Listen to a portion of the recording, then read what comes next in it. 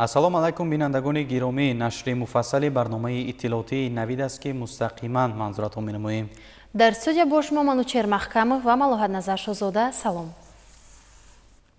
тавре қаблан иттилоъ дода будем, рӯзҳои 17 ва 18 апрел раиси маҷлиси миллии маҷлиси олии ҷумҳурии Тоҷикистон, раиси шаҳри Душанбе муҳтарам Рустами Эмомалӣ бо мақсади иштирок дар ҷаласаи навбатии шӯро ва ҷаласаи 58-уми пленарии ассамблеяи байнипарламентии иттиҳоди давлатҳои мустақил дар шаҳри Санкт-Петербурги Федератсияи Русия қарор доштанд.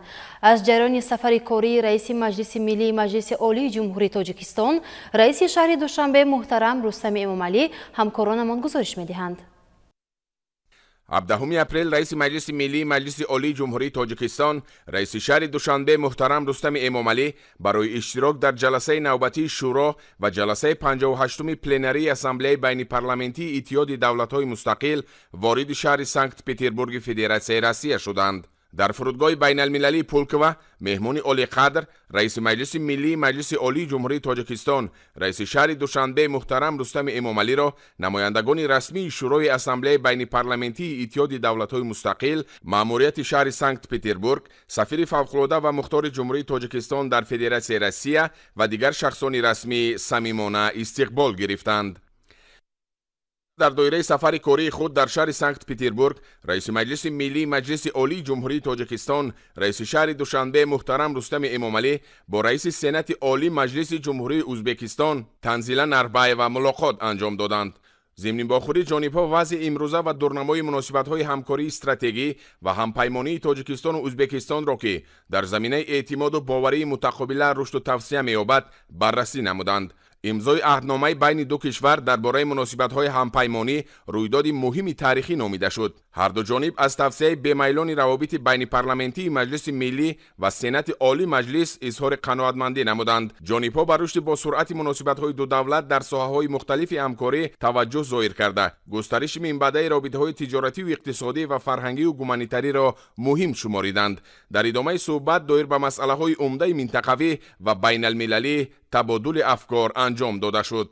дар шаҳри Санкт-Петербург, раиси маҷлиси миллии маҷлиси олии ҷумҳурии Тоҷикистон, раиси шаҳри Душанбе муҳтарам Рустами Эмомалӣ бо раиси ассамблеяи байнипарламентии давлатҳои иштирокчии иттиҳоди давлатҳои мустақил, раиси шӯрои Федератсияи маҷлиси федералии Федератсияи Россия муҳтарам Валентина Матвиенко мулоқот намуданд. таъкид гардид ки саҳми робитаҳои байнипарламентӣ аз ҷумла фаъолияти густурдаи комиссия оид ба ҳамкории байни маҷлиси миллӣ ва шӯрои федератсия дар таҳкими муносибатҳои бисёрҷонибаи Тоҷикистон ва Россия назаррас аст. ҷонибҳо аз тамоюли мусбати рушди ҳамкориҳои иқтисодию тиҷоратӣ ва фарҳангию гуманитарӣ миёни ду кишвар изҳори қаноатмандӣ намуданд. дар вохӯри ҷонибҳо оид ба масъалаҳои дигари рӯзномаи байналмилаливу минтақавӣ табодули афкор намуданд. дар шаҳри Санкт-Петербург ҷаласаи навбатии шӯрои ассамблеяи байнипарламентии давлатҳои иштирокчии иттиҳоди давлатҳои мустақил баргузор гардид ки дар он раиси маҷлиси миллии маҷлиси олии ҷумҳурии Тоҷикистон, раиси шаҳри Душанбе муҳтарам Рустами Эмомалӣ иштирок ва суханронӣ намуданд. дар ҷаласаи мазкур инчунин раиси ассамблеяи байнипарламентии давлатҳои иштирокчии иттиҳоди давлатҳои мустақил, раиси шӯрои Федератсияи маҷлиси федералии Федератсияи Россия Валентина Матвиенко ва роҳбари парламентҳо ва ҳайатҳои парламентии давлатҳои иштирокчии иттиҳоди давлатҳои мустақил ширкат варзиданд. тибқи рӯзнома дар шӯрои ассамблеяи байнипарламентии давлатҳои иштирокчии иттиҳоди давлатҳои мустақил масъалаҳоро доир ба ҷамъбасти фаъолияти шӯрои ассамблеяи байнипарламентӣ дар соли 2024, ташкили мушоҳидаҳои интихобот дар ҳудуди давлатҳои иштирокчии иттиҳоди давлатҳои мустақил, ҳамкории кишварҳои созмон оид ба таҳкими амнияти назди-сарҳадӣ дар марзҳои берунӣ ва дигар масоили ҷорӣ мавриди баррасӣ қарор дода шуданд. зимни суханронии худ раиси маҷлиси миллии маҷлиси олии ҷумҳурии Тоҷикистон, раиси шаҳри Душанбе муҳтарам Рустами Эмомалӣ оид ба натиҷаҳои интихоботи парламентӣ дар ҷумҳурии Тоҷикистон ибрози назар карда, аз кори мушоҳидони байналмилалии ассамблеяи байнипарламентии давлатҳои иштирокчии иттиҳоди давлатҳои мустақил изҳори қаноатмандӣ намуданд. субҳи 18 апрел дар доираи сафари кории худ дар шаҳри Санкт-Петербург, раиси маҷлиси миллии маҷлиси олии ҷумҳурии Тоҷикистон, раиси шаҳри Душанбе муҳтарам Рустами Эмомалӣ ҳамроҳи роҳбарони ҳайатҳои парламентии давлатҳои иштирокчии иттиҳоди давлатҳои мустақил дар маросими гулгузорӣ дар оромгоҳи ёдгории Пискарёв иштирок намуданд. муҳтарам Рустами Эмомалӣ дар ҳамин ҷо дар назди лавҳаи хотиравии сарбозони қаҳрамони тоҷикистонӣ, ҳимоятгарони шаҳри Ленинград дар солҳои ҷанги бузурги ватанӣ гулдаста гузошта, به خاطر شهیدان ارج گذاشتند. دوامین روز رئیس مجلس ملی مجلس عالی جمهوری تاجیکستان رئیس شهر دوشنبه محترم رستم امامعلی در قصر تفریحی شهر سنکت پتربورگ در کار جلسه 58 پلنری اسامبله بین پارلمانتی دولت‌های اشتراکچی اتحاد دولت‌های مستقل اشتراک نمودند. در کار جلسه رئیسان پارلمان‌ها و هیئت‌های پارلمانتی جمهوری‌های ارمنستان، بلاروس، قزاقستان، قرقیزستان، آذربایجان، ازبکستان و فدراسیون روسیه اشتراک نمودند. در دایره مسئله‌های روزنامه جلسه پلنری یک قطار لایحه‌های قانون‌های نمونوی اسامبله بین پارلمانتی دولت‌های اشتراکچی اتحاد دولت‌های مستقل از جمله درباره بهاداری کاداستری دولتی، تکنولوژی‌های ذهن صنعی، وارد نمودن تغییرات به جنبه رقمی‌کنونی کدکس نمونوی تعلیم در دولت‌های اشتراکچی اتحاد دولت‌های مستقل و دیگر سندها بررسی گردیدند. وابسته به مسئله‌های روزنامه جلسه پلنری اسامبله بین پارلمانتی محاکمه‌رانی صورت گرفته قرارهای دخلدار قبول کرده شدند. 18 اپریل در دایره چهاربینی‌های اسامبله بین پارلمانتی دولت‌های اشتراکچی اتحاد دولت‌های مستقل در شهر سنکت پتربورگ رئیس مجلس ملی مجلس عالی جمهوری تاجیکستان رئیس شهر دوشنبه محترم رستم امامعلی با رئیس سنات پارلمانت جمهوری قزاقستان محترم مولن اشیمبایف ملاقات انجام دادند. در ملاقات حالت امروزه و دورنمای مناسبت‌های استراتژیکی و همپیمانی تاجیکستان و قزاقستان اینچنین رابطه‌های بین پارلمانتی دو کشور مورد بررسی قرار داده شد. سفر دولتی پرزیدنت جمهوری قزاقستان قاسم ژومارت توکایف به تاجیکستان در سال 2024 و به امضارسی عهدنامه درباره مناسبت‌های همپیمانی میان دو کشور برادر رویداد مهم در تاریخ مناسبت‌های دو جانبه ارزیابی گردید. جانب‌ها از روند رشد به‌میلان همکاری‌های سیاسی، تجارتی و اقتصادی و فرهنگی و گومانیتاری اظهار قناعتمندی نمودند. در ادامه صحبت جانب‌ها عاید به دورنمای تحکیم همکاری دو کشور در بخش‌های گوناگون از جمله تقویت منبع روابط بین پارلمانتی ابراز نظر کردند. در ادامه روز رئیس مجلس ملی مجلس عالی جمهوری تاجیکستان رئیس شهر دوشنبه محترم رستم امامعلی در جلسه تنتنوی اسامبله بین پارلمانتی دولت‌های اشتراکچی اتحاد دولت‌های مستقل با مناسبت 80 سالگی غلبه در جنگ بزرگ وطنی سال‌های 1941 1945 اشتراک و سخنرانی نمودند. جلسه تنتنوی را رئیس اسامبله بین پارلمانتی دولت‌های اشتراکچی اتحاد دولت‌های مستقل رئیس شورای فدراسیون مجلس فدرالی فدراسیون روسیه والنتینا ماتویینکا حسن آغاز بخشیده سپس زیر آهنگ متنتن با تالار نسخه پرچم غلبه وارد کرده شد. ضمن سخنرانی محترم رستم امامعلی همتایان خود و حاضرین را به مناسبت فرارسی جشن 80 سالگی غلبه صمیمانه تبریک نموده تجلیل این سنه را از عنعنه‌های مهم تاریخی کشورهای اتحاد نمونه وحدت، همبستگی و حفظ مشترک صلح در سراسر عالم نامیدند. ذکر کرده شد که در سالهای این جنگ پرفاجعه تنها از تاجیکستان بیش از 300,000 نفر به میدان محاربه دعوت و سفربر کرده شدند. از 300,000 نفر بیش از 100,000 نفر آنها در محاربه ها هلاک گردیدند. تقریباً 45,000 ساکن تاجیکستان با کارخانه‌های منطقه‌های دیگر سابق اتحاد شوروی به کار فرستاده شدند که اکثریت آنها از آنجا به جنگ رفتند. جنگاوران تاجیک در همه محاربه‌های مهم جنگ بزرگ وطنی یعنی مدافعه مسکو، قلعه برست، کیف، سمالنسک، ادسا، سیواستوپل و دیگر شهرها اشتراک کرده در آزاد کردن محاصره لنینگراد و محاربه شدید زنجیره کورسک جنگ کردند. با افتخار و قناعتمندی قید گردید که تاجیکستان در قطار دیگر خلق‌های سابق اتحاد شوروی در غلبه بزرگ سهم ارزنده گذاشته است. در جلسه همچنین رهبران هیئت‌های پارلمانتی دولت‌های اشتراکچی اتحاد دولت‌های مستقل، کاتب ژنرالی اتحاد دولت‌های مستقل، نمایندگان تشکیلات سابقه‌داران، مأموریت شهر سنکت پتربورگ و اسامبله بین پارلمانتی جوانان اسامبله بین پارلمانتی دولت‌های اشتراکچی اتحاد دولت‌های مستقل اشتراک و سخنرانی نمودند. در فرجام به اشتراکداران جلسه تنتنوی برنامه فرهنگی بخشیده به 80 سالگی غلبه در جنگ بزرگ وطنی سالهای 1941 1945 نمایش داده شد.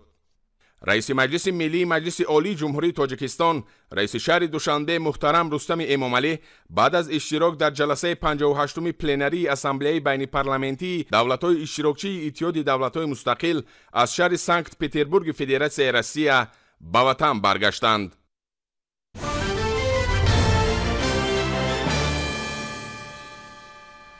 ҳамасола дар мамлакат шанбеи 3 моҳи апрел ҳамчун рӯзи пойтахт ҷашн гирифта мешавад. Имсол низ тантанаҳои идона ба ин муносибат дар сатҳи баланду шоиста гузаронида шуданд. Аз ҷумла бахшида ба рӯзи пойтахти Тоҷикистон дар шаҳри Душанбе ниммарафони 15-уми байналмилалӣ баргузор гардид ки дар он дар баробари варзишгарони тоҷик намояндагони як қатор давлатҳои минтақа ва ҷаҳон иштирок намуданд. Ниммарафон аз шоҳрои назди Наврӯзгоҳи шаҳри Душанбе шурӯъ шуда дар майдони Дӯстӣ назди муҷассамаи шоҳ Исмоили Сомонӣ ба поён расид.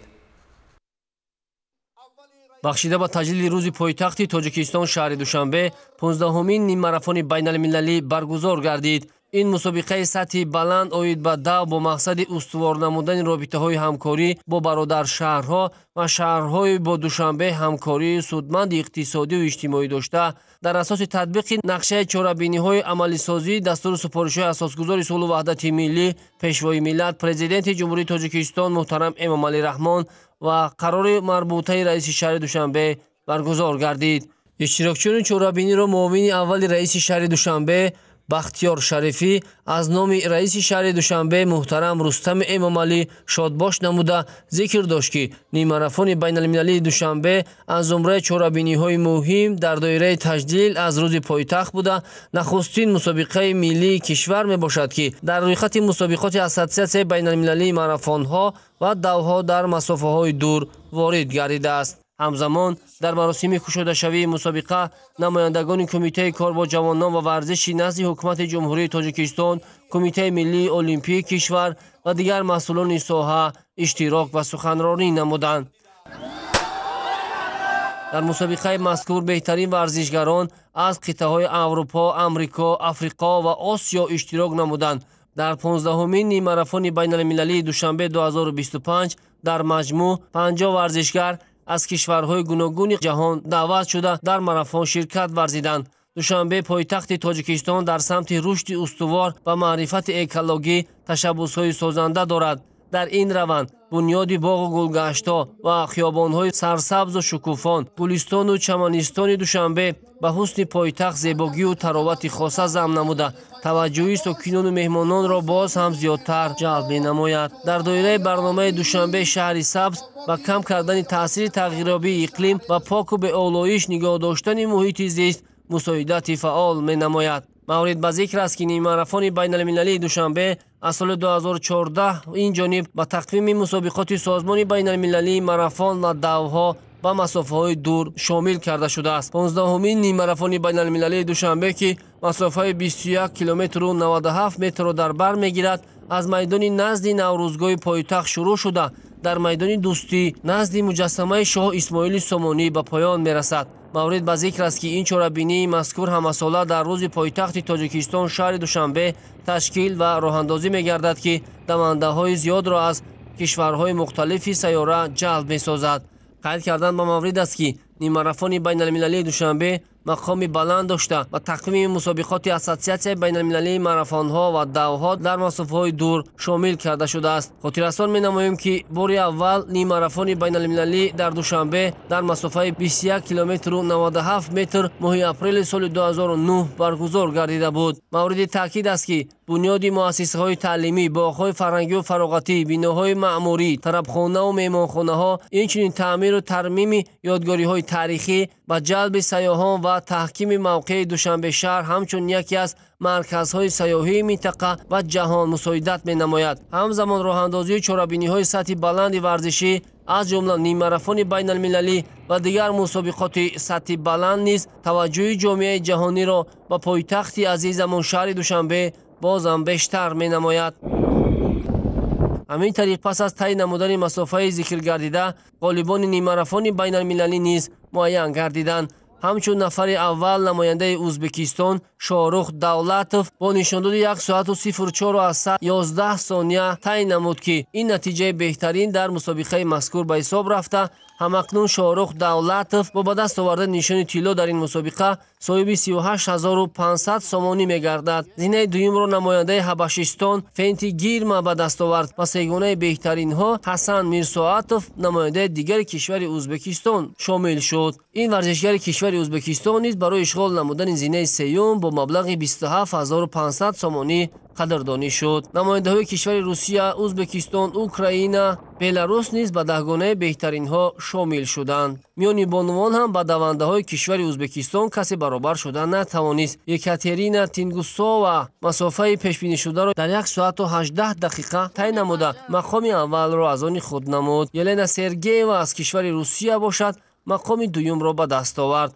زینه سیوم افتخاری را نیز میان بانوان نماینده کشور روسیه الکساندرا ولادیمیا اشغال کرد و اون نیز با مبلغ قدردانی خواهد شد. همین گونه با دستگیری مقامات اجرایی حکومت دولتی شهر دوشنبه و تمام اشتراکچیان مسابقه که این مسافه را نوابسته از نتیجه تعیین نمودند با مدال و افتخارنامه ها قدردانی کرده شدند.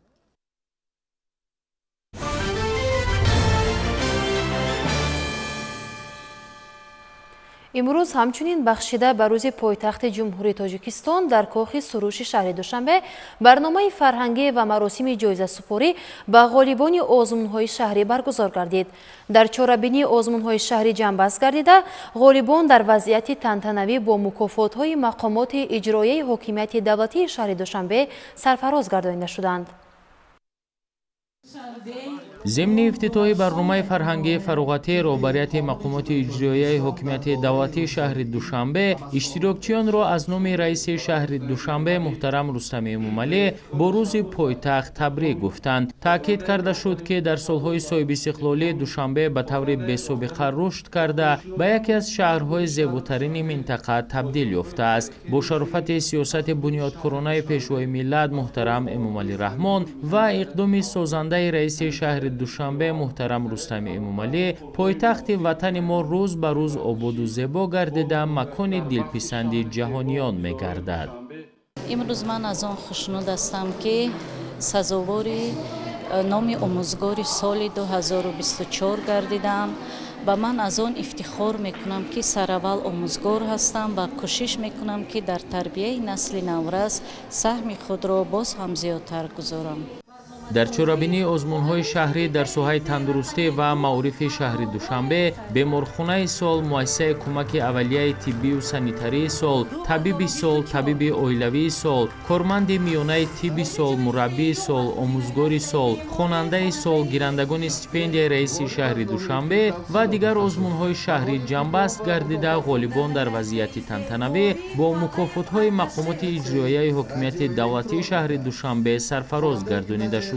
یادآور می‌شویم که امروز بخشیده به روز پایتخت جمهوری تاجیکستان برنامه گوناگون ادانه از جمله مسابقه ورزشی نیم ماراتون 15 بین‌المللی دوشنبه برگزار گردیده. در آن ورزشکاران از منطقه‌های جمهوری تاجیکستان، برادر شهرهای دوشنبه و دیگر خواهشمندان اشتراک نمودند.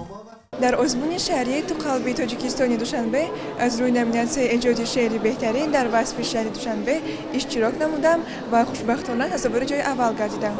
سراول میانداری خود را به شهردار محترم ما محترم رستم امامعلی میرسانم که چنین آزمون بنفوذ را برای ما تشکیل کردند و این یک امکانیت خوب است برای ما که هوسمند گردیم و شهرنویسی خود را رشد دهیم. همین گونه چاره‌بینی ها را در سطح شهر تشکیل نمودند و ما توانستیم محبت خود را، صمیمیت خود را، عشق خود را توسط شعرهای ناب و دلپسند شاعران محبوب کشور اظهار داشته باشیم.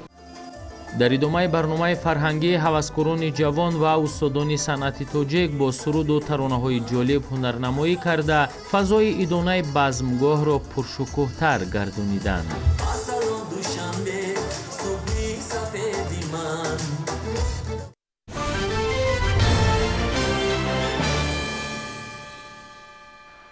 با افتخار روز پایتخت مملکت با تشبث کمیته اجرایی حزب خلقی دموکراتی تاجیکستان در ناحیه اسماعیل سامانی چاره‌بینی تنتنوی برگزار گردید. چاره‌بینی حزبیان در فضای خوب و خاطرمان و ادانه راه اندازی شد.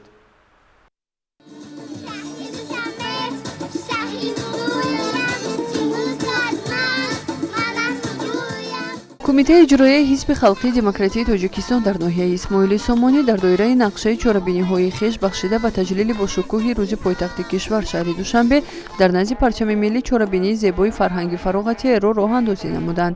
Нахуст меҳмонон аз намоишгоҳи дастовардҳои кумитаю ташкилотҳои ноҳия боздид намуданд. дар ин рӯз масъулини ташкилотҳои ҳизбӣ тамоми дастовардҳои худро дар гӯшаҳои алоҳидаи назди парчам ба намоиш гузоштанд. дар гӯшаи дигар мусаввирон бо пешниҳоди манзараҳои зебои шаҳри душанбе диққати ҳозиринро ба худ ҷалб намуданд. варзишгарони ноҳия низ дар ин чорабинӣ ширкат варзида маҳорати волои худро ба тамошобинон нишон доданд. сипас дар дигар мавзеъ намоиши дастовардҳои донишгоҳу донишкадаҳои дар ҳудуди ноҳия фаъолият дошта ба намоиш гузошта шуда буд. сипас дар саҳни боғи парчам чорабинии фарҳангӣ доир карда шуд. зимни ифтитоҳи чорабинӣ роҳбари дастгоҳи кумитаи иҷроияи марказии ҳизби халқи демократии тоҷикистон абдураҳмон хонзода зикр кард ки ин ҷашн ба мисли худи пойтахти зебои дилорои мо кулли сокинони кишварамонро сарҷаму муттаҳид месозад. имрӯз хурду калон душанберо дӯст медорад, ба таърих, фарҳанг ва арзишҳои он арҷ мегузорад. шаҳри душанбе ҳамчун пойтахти ҷумҳурии тоҷикистон ва маркази сиёсии, илмию фарҳангӣ, муаллифгари шоистаи симо ва оинаи давлату миллати кӯҳанбунёди тоҷик ба ҳисоб меравад. дар қисмати фарҳангӣ аз ҷониби ҳунармандони шоистаи мамлакат сурудҳои ҷолиб дар васфи ватандӯстӣ ва пойтахти маҳбубамон шаҳри душанбе суруда шуд.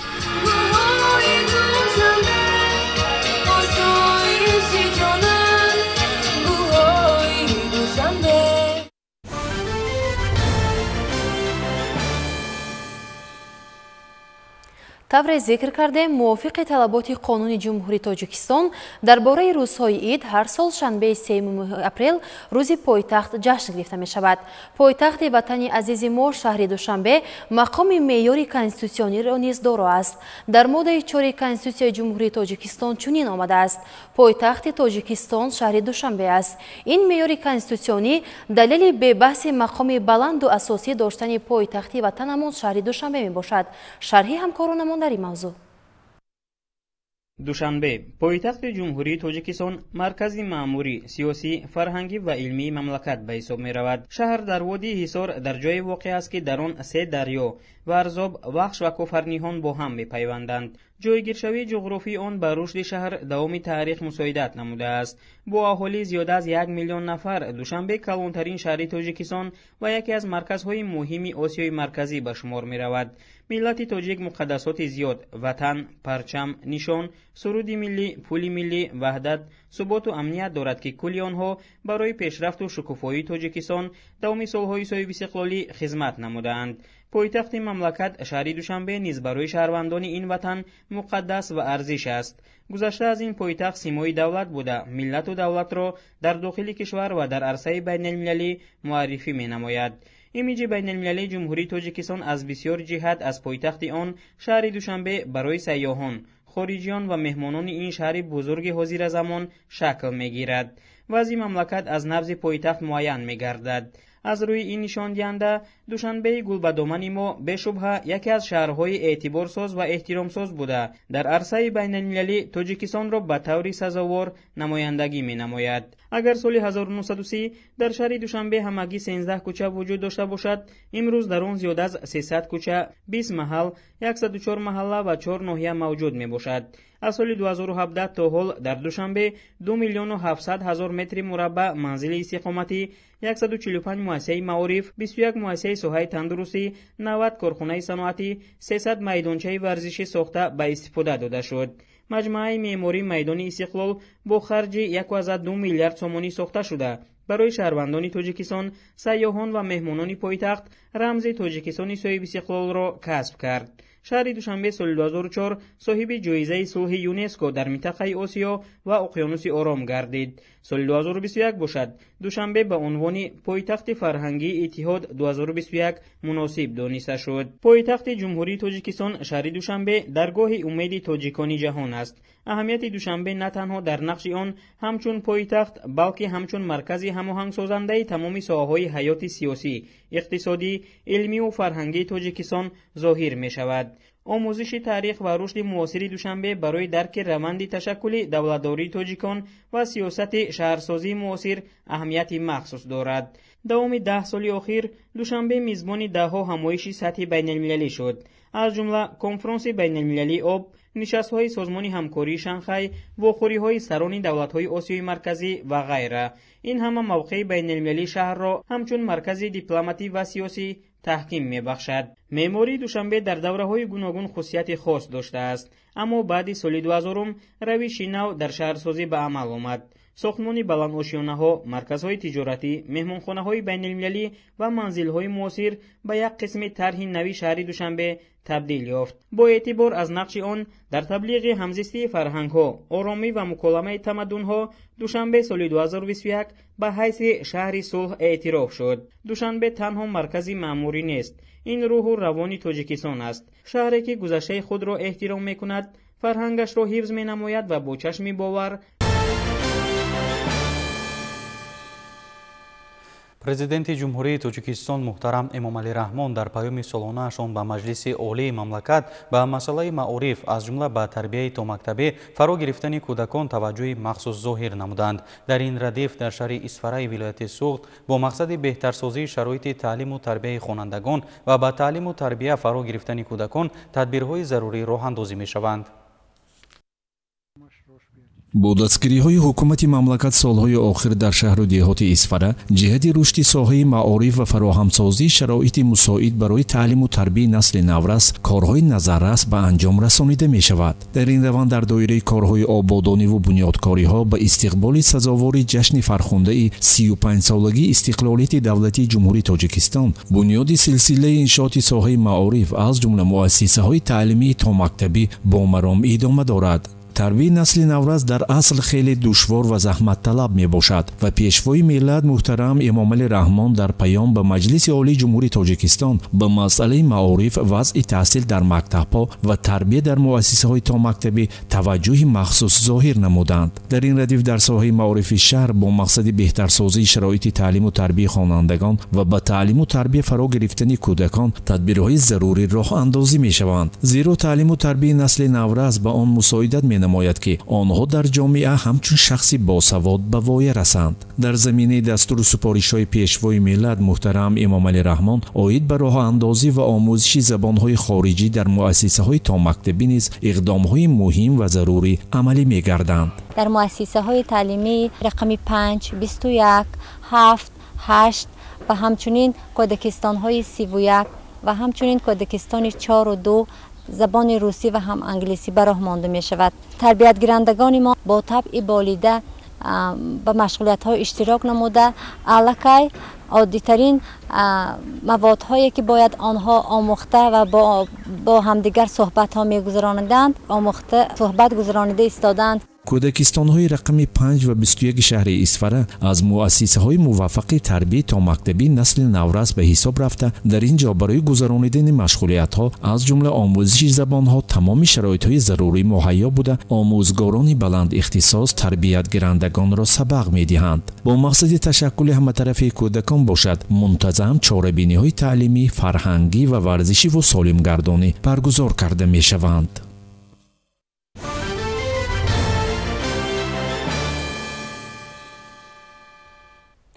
дар ноҳияи хуросони вилояти хатлон озмуни ҷумҳуриявии тоҷикистон ватани азизи ман баргузор гардид.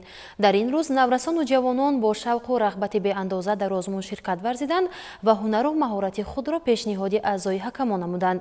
ба иттилои ҳамкорони мо шумораи довталабони ин озмун сатҳи баланд дар ноҳияи хуросон сол аз сол афзоиш меёбад.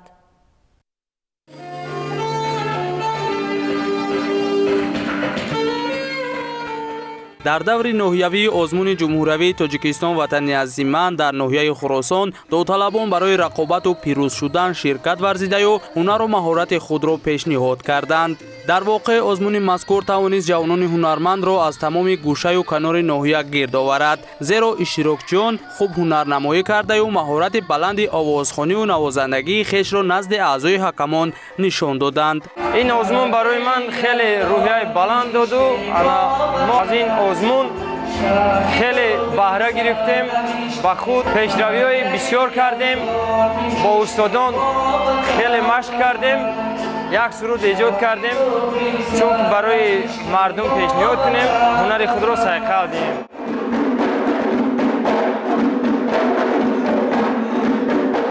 роҳандозии чунин озмунҳо барои ҷавонон ва истиқоматкунандагони махсусан ноҳияҳои дурдасти кишвар як имконияти хубе баҳри рушди ҳунару малака ва муаррифии он аст. нисбати солҳои пешин иштироки довталабон ба маротиб зиёд гардидааст. масалан аз ҳисоби радабандии сину соли аз 12 то 17 сола ва ҳамчунин дар радабандии сини соли 18 то 35 сола низ чеҳраҳои нав назар ба солҳои пешин фарқиятҳо ҳаст, омодагиҳо ҳаст. мактабҳои санъатии вилояти хатлон, бахшҳои фарҳанг, маҳфилҳои ҳунарӣ фаъолият карда истоданд ки дар ин ҷо мо дар навозиши асбобҳои миллӣ лапчанг, чанг, дутор, рубоб, доираи саридастӣ ва ҳамчунин дар навозиши асбобҳои аврупои асос масалан саксофон, кларнета, гитара, пианино ва дигар асбобҳо шоҳид гардем ки завқмандии наврасону ҷавонон ба анамин самт зиёд гарда истодааст.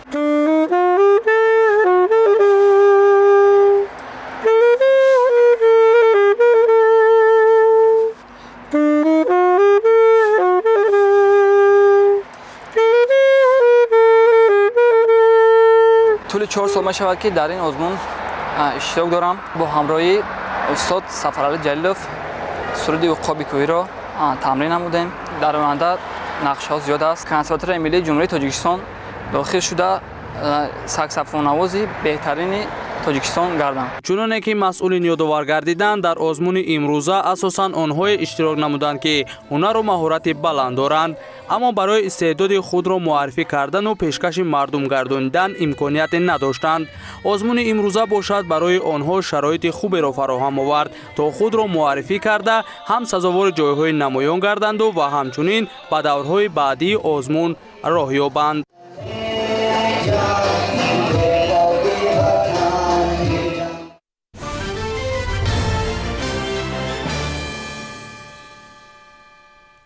ин шабу рӯзҳо дар мамлакат ҳамчунин даври аввали озмуни дигари ҷумҳуриявӣ фуруғи субҳи доноӣ китоб аст идома дорад. дар муассисаҳои таълимии маркази маъмурии вилояти суғд шаҳри хуҷанд шумораи зиёди хонандагон бо омодагии ҷиддӣ дар ин озмун ширкат намуда илму дониши худро назди ҳакамон нишон медиҳанд. дар гимназияи рақами 24 ва муассисаи таҳсилоти миёнаи умумии рақами 30 шаҳри хуҷанд даври мактабии озмуни ҷумҳуриявии фуруғи субҳи доноӣ китоб аст баргузор гардид. иттилоъ дода шуд ки озмуни ҷумҳуриявии фуруғи субҳи доноӣ китоб аст тибқи амри президенти ҷумҳурии тоҷикистон муҳтарам эмомалӣ раҳмон аз 1 январи соли 2025 баҳри баланд бардоштани завқи китобхонӣ, тақвияти нерӯи зеҳнӣ, дарёфти чеҳраҳои нави суханвару сухандон, арҷ гузоштан ба арзишҳои милливу фарҳангӣ, инкишофи қобилияти эҷодӣ, таҳкими эҳсоси худогоҳиву худшиносӣ, такмили захираи луғавӣ ва мусоидат дар рушди ҷаҳони маънавии сокинони мамлакат баргузор мегардад. бояд гуфт ки давоми беш аз 33 соли соҳибистиқлолии мамлакат ҳукумати ҷумҳурии тоҷикистон бо роҳбарӣ ва сиёсати фарҳангпарваронаи президенти ҷумҳурии тоҷикистон муҳтарам эмомалӣ раҳмон рушди анъанаи китобдориву китобхониро яке аз самтҳои муҳими сиёсати фарҳангӣ қарор дода дар ин самт корҳои назаррас ба сомон расонид. далели ин гуфтаҳо баргузории озмуни ҷумҳуриявии фуруғи субҳи доноӣ китоб аст мебошад ки таҳти сарпарастии пешвои миллат муҳтарам эмомалӣ раҳмон дар байни қишраҳои мухталифи ҷомеа аз ҷумла хонандагону донишҷӯёни ҳамаи зинаҳои таҳсил ва шаҳрвандони мамлакат доир мегардад. озмун бори дигар дар дили ҳар фарди мамлакат меҳру муҳаббатро нисбат ба китобу китобхонӣ бедор намуд. зеро тоҷикон китобро беҳтарин ҳамнишину ҳамроз, сарчашмаи ақлу хират, омӯзгори беминнат, аниси кунҷи танҳоӣ ва фуруғи субҳи доноӣ медонистанд. воқеан таърихи китобдории мамлакати мо аз таърихи китобхонаҳои дигар давлатҳо қадимтар буда имрӯз аз назари китобдорӣ авҷу камол ёфтааст. озмун исбот намуд ки сол то сол шумории ҳаводорони китоб дар мамлакат зиёд мешавад ва бахусус кӯдакону наврасон ба он таваҷҷӯҳи зиёд доранд. хонандагони гимназияи рақами 24 ва мактаби рақами 30 шаҳри хуҷанд дар озмун фаъолона иштирок варзид